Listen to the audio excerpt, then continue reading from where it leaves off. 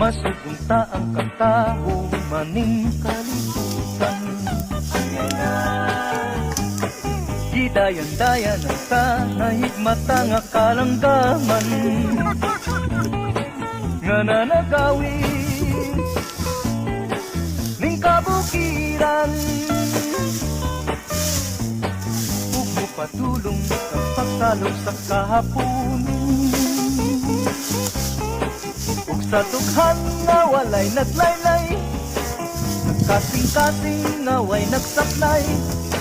Sama ka na ko nga sinalikway kay magamay.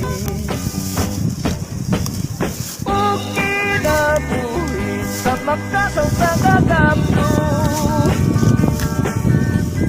kagianot ano sa pulog ning mga luha.